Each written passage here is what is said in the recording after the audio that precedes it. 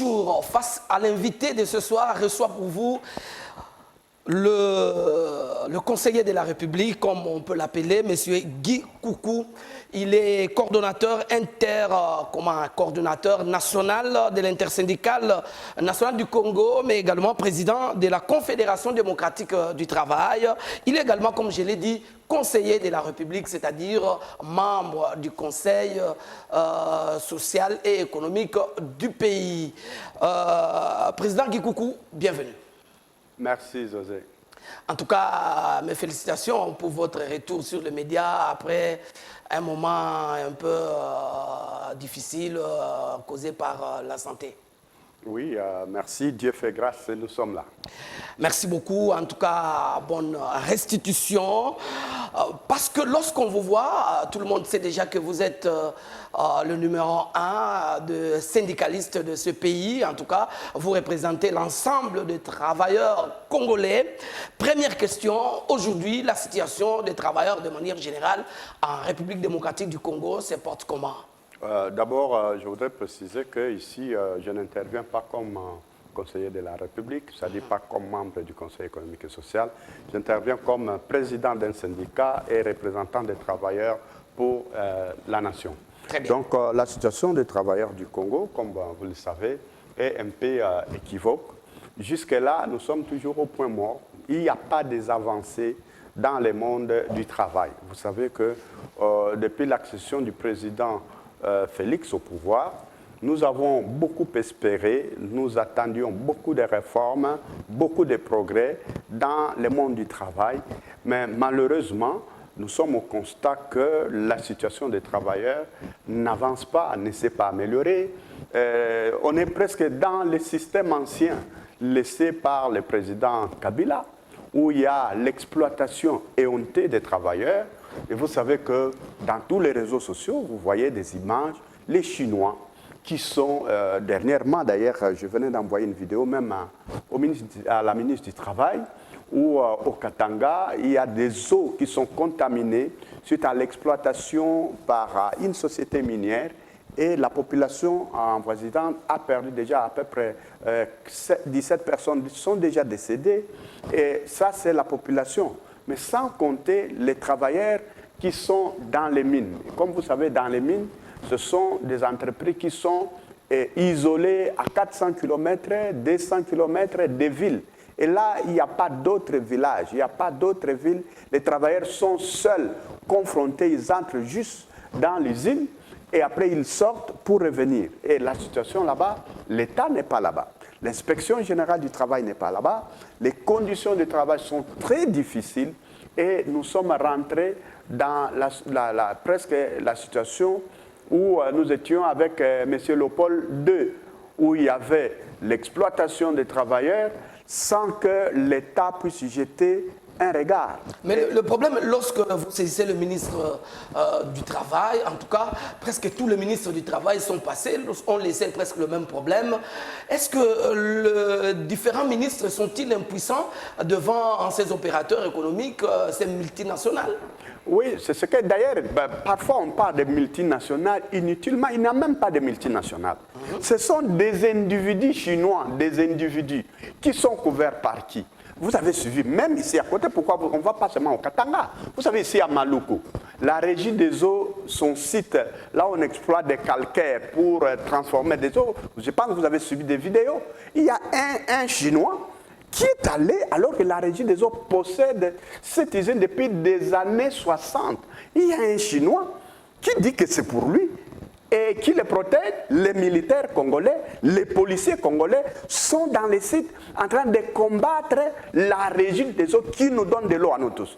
Est-ce que vous pouvez imaginer dans un pays, c'est pour ça que je parle, notre déception. Depuis le président Félix est venu, on s'attend à ce qu'on change des choses. On ne peut pas, parce qu'à l'époque de Kabila, c'était le règne des puissants, des hommes puissants. Le président Félix est venu avec l'état des droits, c'est-à-dire c'est les droits qui suppriment, qui est au-dessus des individus. Mais nous constatons que les Chinois sont toujours au-dessus de la loi. Des Chinois qui sont anarchiques, des Chinois qui n'ont pas de papiers, ils sont irréguliers, ils arrivent à chasser l'État dans la nation. Ils arrivent à chasser même les sociétés. L'incident de Kivu, il a été demandé par l'ambassadeur de la Chine. Il a demandé à tous ses compatriotes chinois, ceux qui n'ont pas de permis de travailler, ou de permis de travail ou d'exploitation, devaient quitter tous les sites à travers la République démocratique du Congo. Cet ordre n'a-t-il pas été exécuté? C'est le comble des ridicules, monsieur. Tu peux imaginer un ambassadeur du Congo en Chine en train de dire un mot là où il y a des dirigeants chinois. Un ambassadeur, quel est son rôle? Ça, c'est le monde du travail. Ça signifie que si un ambassadeur arrive à faire ce que l'État congolais devait faire, cela signifie quoi? Que l'État n'existe plus. Et que ce monsieur constate que comme l'État n'existe pas, lui au moins peut faire quelque chose par humanisme. Parce que ce n'est pas son rôle. Ce n'est pas son rôle d'autoriser les Chinois à travailler ici. Il y a nos compatriotes qui sont en Chine. S'ils ne sont pas règles, on les chasse. Nous avons un ambassadeur en Chine. Est-ce qu'il peut dire quelque chose? Est-ce qu'il peut même aller voir? Je vois même si des ambassadeurs, ils voient le Premier ministre, ils voient le président pour parler des questions de gestion de la République. Est-ce que c'est acceptable? Est-ce qu'on est encore un pays? Est-ce que nos ambassadeurs, lorsque les Congolais sont en situation irrégulière, en France, aux États-Unis, en Chine, partout, c'est le problème des ambassadeurs d'aller régulariser leurs problèmes, leur situation? Non, justement, c'est ce que ça confirme, ce que nous sommes en train de dire. Ça ne doit pas continuer comme ça, messieurs. Ça ne doit pas. C'est notre République. Ce n'est pas la République des politiciens. Ce n'est pas la République du gouvernement. Ce n'est pas la République de quiconque, c'est notre République. Et si les gens prennent le mandat en notre nom, c'est pour agir et faire ce que nous voulons, ce que nous voudrons faire de notre pays. Mais dernièrement, le ministre des Mines est passé dans tous ces sites-là pour mettre de l'ordre. Vous ne pensez pas que les choses ont quand même évolué depuis un certain moment? Quoi, par exemple? Donne-moi un exemple. Je suis en train de donner des faits. Donne-moi un fait contraire pour dire le ministre est passé, voici ce qui est arrivé. Ceci est arrivé. Le traitement des travailleurs, par exemple, qui sont déshumanisés, est-ce que la situation continue jusqu'à ces jours? Est-ce que vous savez, monsieur, que même dans certains sites, même la ministre, on lui interdit d'accéder? Les Chinois, quand on sait qu'un ministre va arriver, un officiel va arriver, un gouverneur va arriver, ils quittent les lieux et quand il arrive, on dit non, ils ne peuvent pas accéder. Est-ce que vous n'êtes pas au courant? Vous êtes un journaliste d'investigation, en fait. Il ne faut pas avoir honte de notre situation. Parce qu'il faut que d'abord nous soyons conscients de la situation pour la changer. Si déjà nous sommes en train de nous masturber alors que tout va mal, et puis on fait semblant comme si les choses vont bien, on fait semblant comme si c'est la République des autres, comme si nous sommes venus pour juste observer. Non, nous ne sommes pas des observateurs dans ce pays. Nous sommes des acteurs. Nous devons dénoncer. Vous, messieurs les journalistes, vous devez dénoncer. Moi, citoyen, je dois dénoncer. Syndicaliste, je dois dénoncer. Tout citoyen doit dénoncer. Comme l'a dit quelqu'un, Martin Luther King, qu'un homme cesse de vivre. Il y a des gens, nous apparaissons comme nous sommes déjà tous morts. Lorsque nous voyons des injustices, nous ne pouvons rien dire. On est déjà morts. Parce qu'un homme normal ne peut pas observer une injustice et se taire. Ce n'est pas un homme normal. C'est une pathologie, c'est une maladie. Parce que comment vous pouvez arriver dans un pays comme la RDC? Les autorités savent que dans nos sites, il y a des Chinois qui n'ont pas de papiers. S'ils ne savent pas, il y a des vidéos, même des simples mais comment la DGM peut-elle laisser entrer au pays un Chinois qui ne serait pas en ordre? Mais qui les font entrer? Ils entrent justement par DGM. Il y a certaines autorités à la DGM. C'est elles qui couvrent toutes ces mafieux. Vous ignorez ça? Ne faites pas semblant. C'est pourquoi je vous dis, c'est notre pays. Quand on parle de la République, M. José, on doit être sérieux. Il n'y a rien à craindre pour notre République. Parce que c'est ça, la vie ou la mort. C'est la République. Alors, si elle n'existe pas, nous n'existons pas. Vous êtes représentant des travailleurs, en tout cas l'ensemble des travailleurs du Congo, parce que vous êtes coordonnateur de l'intersyndicale nationale du Congo. Alors, qu'est-ce qu'il faut faire finalement? Quel est le plaidoyer qu'il faudrait mener? Quel est le lobbying qu'il faudrait mener? Quelles sont les initiatives à prendre à votre niveau en tant que délégué des travailleurs pour que finalement les choses puissent changer sur le terrain? c'est une question, vous me faites un peu rire. Dois-je faire un plaidoyer pour que ceux qui sont au pouvoir gèrent les pays?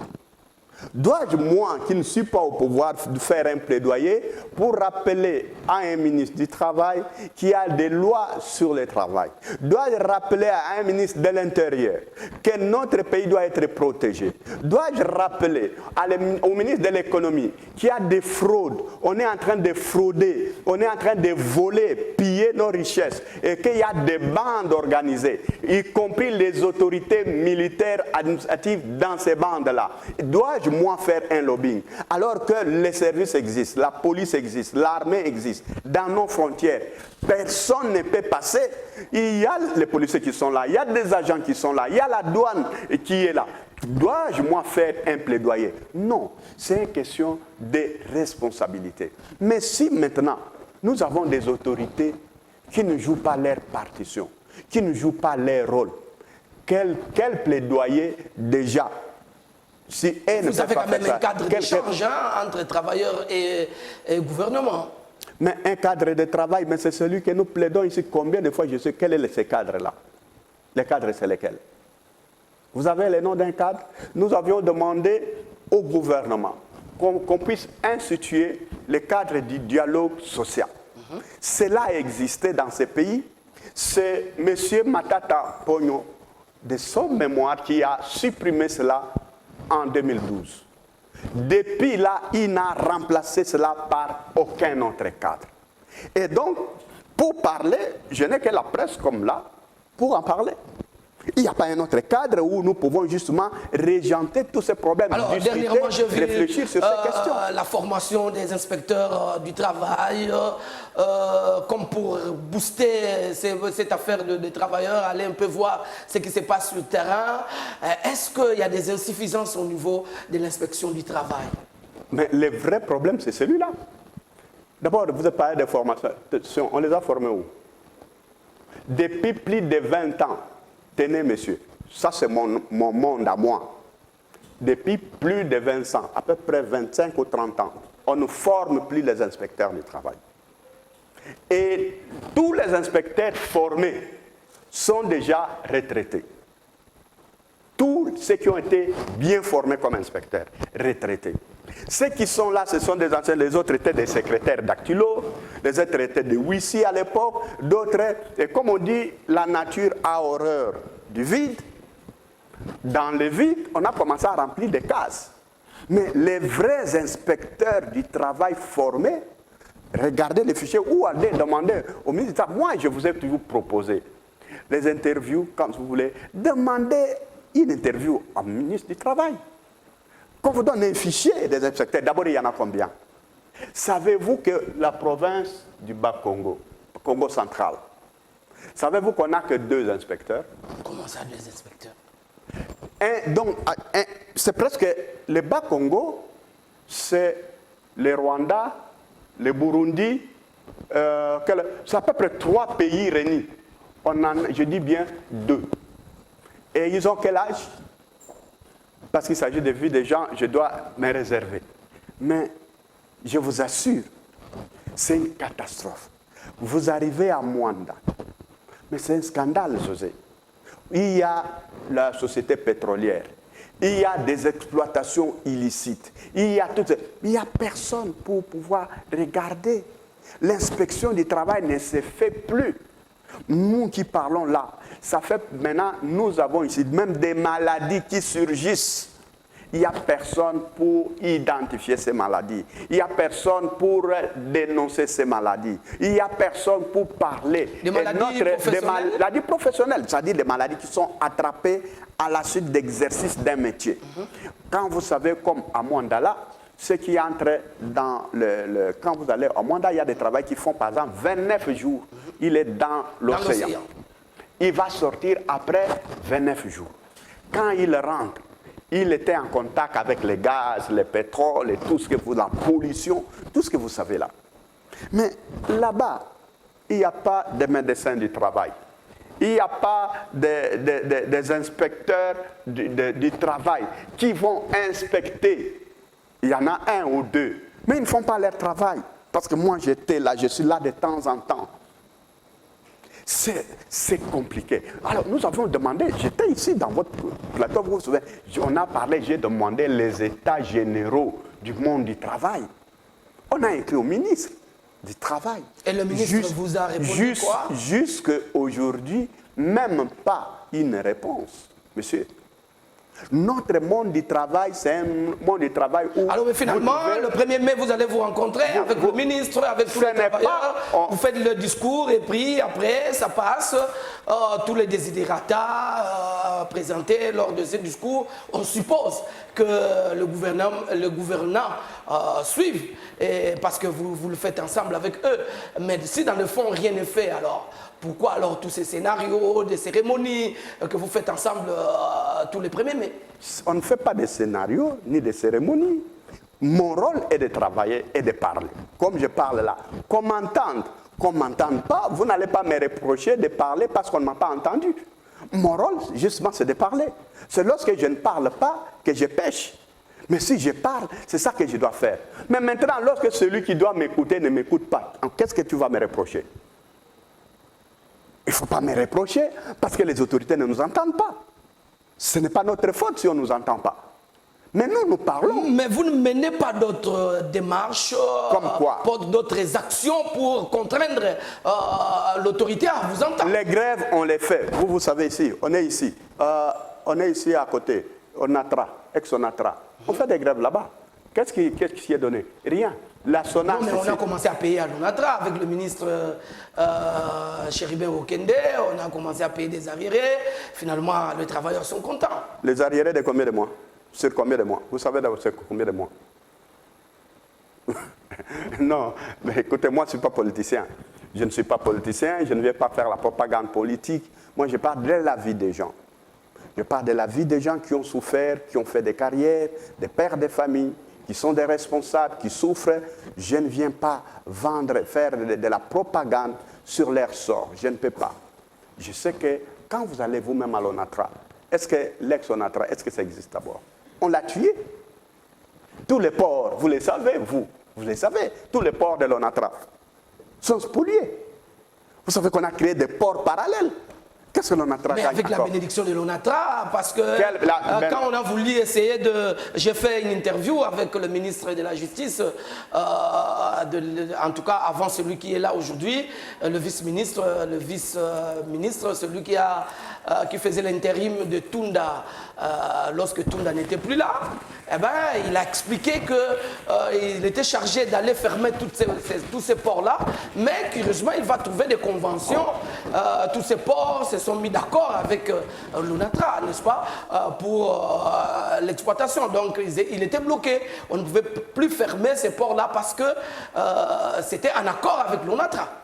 Mais je pense que l'ONATRA est une société de l'État, n'est-ce pas, monsieur le journaliste? L'État congolais, s'il ne retrouve pas son compte dans ses actions, dans son entreprise, c'est l'ONATRA qui va l'empêcher. Qui nomme quand vous parlez de l'ONATRA, c'est le DG qui nomme le DG. C'est le président de la République. C'est le gouvernement. Alors, ça signifie, le gouvernement peut se plaindre qu'il y a des ports parallèles et en même temps dire qu'il y a des conventions. Quelles conventions? Et si on signe des conventions pour l'ONATRA, et l'ONATRA fait quoi? Il faut alors liquider l'ONATRA. On ne peut pas dire une chose de son contraire, faire une chose de son contraire. C'est de la magouille, vous le savez, il ne faut pas couvrir. Ça, je n'étais pas avec vous dans votre interview, mais je trouve que c'est de l'irresponsabilité. Parce que c'est connu de tous que, les chemins de fer qui reliaient, l'ONATRA travaille avec des ports pour amener des conteneurs, des matadis jusqu'ici. Est-ce que les chemins de fer existent encore? Est-ce que les trains existent encore? Ça aussi, ce sont des conventions. C'est de la magouille instaurée au haut lieu, vous le savez. Monsieur, il ne faut pas parler, ne parlez pas de votre pays de cette façon-là, monsieur le journaliste. Parlez avec honneur de votre pays. Parlez avec décision de votre pays. Parlez avec responsabilité de votre pays. Il ne faut pas couvrir les magouillères. Il ne faut pas couvrir ceux qui ne veulent pas gérer la République. Mais finalement, prenons l'exemple de l'ONATRA. On a changé des dirigeants, on a réchangé. Finalement, tous ceux qui passent par l'ONATRA, personne ne peut bien gérer. Mais j'ai dit, les dirigeants qu'on change là, ils ont quelle décision? Ils appliquent la politique du gouvernement. Vous ne pouvez pas... Puisque... Attends. Un DG est nommé avec un cahier de charges.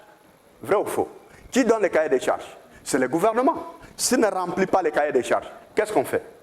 Mais encore que ces cahiers de charges soient un cahier de charges responsable.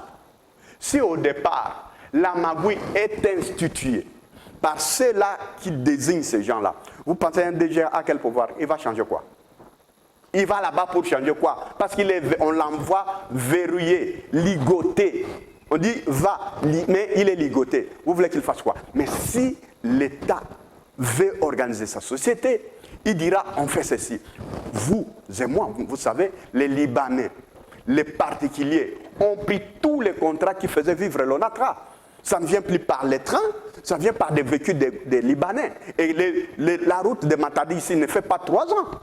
Vous savez pourquoi? Parce qu'on amène des cargaisons, des tonnes et des tonnes de conteneurs qui devaient passer par les chemins. Attends un instant. Le poids, les surpoids qui devaient venir par les chemins de fer pour ne pas abîmer les routes, c'est mis sur les routes. Et ce sont les Libanais qui en bénéficient. L'État ne fait que reconstruire donc les dépenses, les routes qui sont détruites par les Libanais et puis les bénéfices dans la poche des Libanais. Représentant des travailleurs, qu'est-ce que vous proposez pour qu'on puisse résister finalement à ces sociétés de l'État qui sont moribonds? Si on avait une gestion transparente, si on avait une politique pour l'amour du pays, pour les bénéfices du pays, parce que ce n'est pas, je ne pleure pas sur les cendres de l'ex-ONATRA.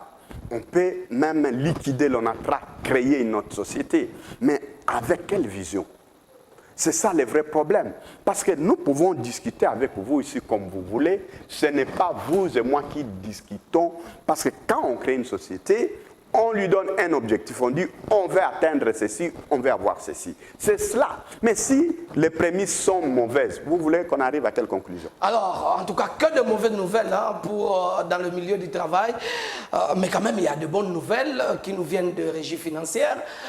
Là, quand même, vos travailleurs, en tout cas les travailleurs qui sont dans les régies financières, font du boulot parce qu'ils vont jusqu'à 120, 130% de plus que ce qui est assigné pour, comme recette, n'est-ce pas, à récolter. En tout cas, de ce point de vue-là, il y a quand même à se frotter les mains. Hein. Le travailleur se retrouve quand même dans la redistribution, M. Kikoukou.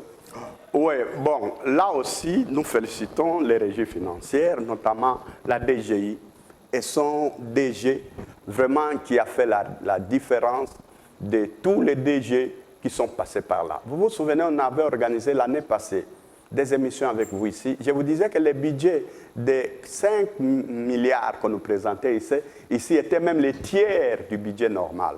Parce que la magouille était organisée telle que quand on récolte l'argent au niveau de la DGI, au lieu de mettre l'argent dans la caisse de l'État, et il y avait des ponctions qui étaient organisées au sommet de la DGI pour que l'argent n'entre pas dans la caisse. Mais celui qui est entré ici, du reste, je vous informe, c'est un pasteur, c'est un serviteur de Dieu. En tout cas, avec lui, maintenant, il y a des prouesses extraordinaires. Et ce n'est pas avec la présence en amont de l'IGF qui fait parfois la gendarmerie? Oui, l'IGF était toujours là, mais si l'IGF va voir ce qu'on lui présente. Mais s'il y a la magouille, les exonérations qu'on accordait, les fraudes qu'on accordait, les négociations qui se passaient entre les dirigeants avec les sociétés qui devaient payer les impôts, au lieu de payer 30 millions, on dit va payer 5 millions, les restes, et puis c'est dans la poche. Ça, l'IGF ne va pas voir. Vous voyez ce que je veux dire? Donc, je dis, à ce niveau-là, les nouveaux DG a organisé l'entreprise et les prouesses sont importants. Mais sauf qu'il n'y a pas maintenant les retours à l'ascenseur. Je voudrais insister là. Il n'y a pas les retours de l'ascenseur de la part du gouvernement. Tenez, alors que maintenant les assignations de la DGI ont atteint les 130 milliards par jour. De francs congolais. Francs congolais. C'est plus que ça. Je n'ai pas les chiffres exacts en tête, mais en tout cas, c'est plus. Alors qu'avant, c'était, je dis bien par mois, avant, c'était Combien? 70 milliards par mois. Aujourd'hui, ils sont à 200, 300, au-dessus de cela par mois. Mais la situation des travailleurs, on n'a pas amélioré les salaires des travailleurs. Quels travailleurs? Les travailleurs de la DGI, Ils ont quand même des primes qui viennent pour récompenser tout le c'est ce que j'ai dit, on n'a pas amélioré. Les ministres des Finances avaient promis même l'année passée, vu les prouesses qu'ils ont fait, ils disent au mois de décembre 2021, on doit payer une prime spéciale aux agents de la DGI. Les ministres n'ont pas payé. Alors que même cette année, ils ont encore dépassé une fois encore. Ils n'ont même pas honoré la promesse qu'ils avaient faite de payer même une prime. Il y a des textes réglementaires qui existent. Hein, lorsque vous faites de telles prouesses, il y a un pourcentage qui doit revenir en rétrocession à la régie. C'est ce que j'ai dit. Ça a été fait. Mais même ces textes-là, toute cette politique-là est dépassée dans tout. Vous ne pouvez pas, pour les salaires de quelqu'un, quelqu'un qui vous amène des milliards, vous lui payez 300 000, vous lui payez 2 millions, vous lui payez 3 millions. Ça démobilise? Mais ça démobilise. Non seulement ça démobilise. Est-ce que vous savez, M. José, que parmi ces agents de la DGI, il y en a qui n'ont même pas les contrats du travail. Ils sont des nouvelles unités, ils sont sans matricule, alors qu'ils mobilisent l'argent. Voilà pourquoi nous, la CDT, mon syndicat, a écrit au ministre des Finances pour dire, son Excellence, on doit régulariser la situation des agents de la DGI. On doit leur payer les primes, on doit leur donner, on doit retourner l'ascenseur. On vous a amené l'argent tel qu'on n'en a jamais eu dans la République, depuis que la DGI existe. Maintenant, on vous amène ça, il faut faire une politique de motivation. Il faut encourager ceux qui vous amènent l'argent. Sinon, on risque de retomber dans les vieilles pratiques. Maintenant que les gens sont encouragés, alors la redistribution, ça fait problème, non seulement pour ces agents-là, mais pour l'ensemble quand même des travailleurs congolais ou de la République ou de la population, parce que c'est de l'argent de la population congolaise. Bien sûr, mais ici je suis en train de parler d'eux, parce qu'au moins, je peux avoir des chiffres. J'ai des chiffres. À mon bureau, si je pouvais m'attendre à cette question, j'allais vous amener et des chiffres et des détails pour voir qu'ici, il y a l'argent. Ailleurs, nous parlons de général, je n'ai pas les détails. Mais pour la DGI, on doit améliorer. On ne peut plus recourir au système de primes. Primes, quelles primes? Les gens vivent de leur salaire. Vous ne pouvez pas donner à quelqu'un un salaire de 120 000 francs congolais et puis quand il fait des primes, vous dites non, on va te donner la prime de 3 millions. Donc s'il n'y a pas de prime, je ne mobilise pas. Et même les primes là, on paye quand? C'est-à-dire quand ils ont dépassé les assignations. Quand on dit amenez-moi 500 milliards, quand on a amené 510 milliards, on vous donne la différence là, on vous donne quelque chose là. Ça, ce n'est pas une politique. Il faut assurer la carrière des agents, des impôts, parce que ce sont des mobilisateurs, c'est par leur salaire. On doit dire, monsieur, toi, on t'engage, tu as un salaire, je dis n'importe quoi, tu as un salaire par exemple de 10 millions de francs congolais. Et c'est incitatif. Quelqu'un dit, mais moi j'ai un salaire de 6 000. S'il va dans une entreprise, quelqu'un dit, non, je te donne 5 000 $.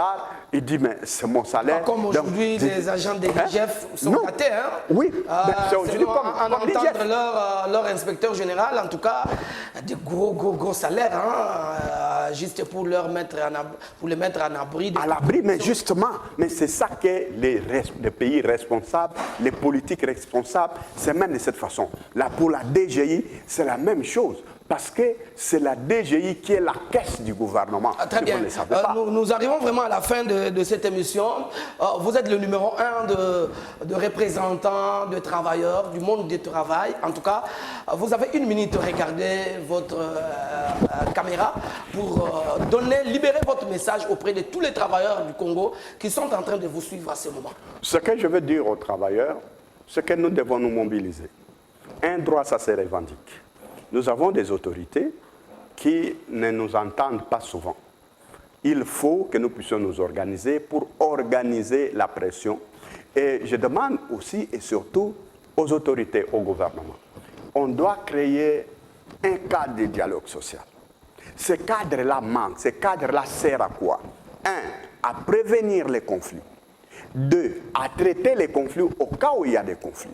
Pour l'instant, il n'y a aucun cadre. Les travailleurs n'ont droit qu'à la grève pour créer un cadre spontané de concertation. Ce qui est anormal. Un pays ne peut pas se gérer comme ça. Les pays modernes tracent des cadres, et des cadres qui sont des cadres institutionnels pour prévenir et gérer des situations. On ne peut pas gérer des situations à la sauvette, à l'humeur des gens. Si nous revenons un peu, en tout cas dans 5 secondes, avec l'inspection du travail, qu'est-ce que l'on peut faire pour avoir des vrais inspecteurs professionnels qui sont à même de faire leur tâche? Parce qu'apparemment, il y a un vide dans ce côté-là et puis ça dérange un peu le fonctionnement du monde du travail. Nous avons demandé au gouvernement, au ministre du Travail, de demander au Premier ministre de recruter. Ça fait maintenant plus de 4 ans. Avec Matoukou, le ministre Matoukou, à l'époque, on lui a demandé. Avec Néné, on a demandé.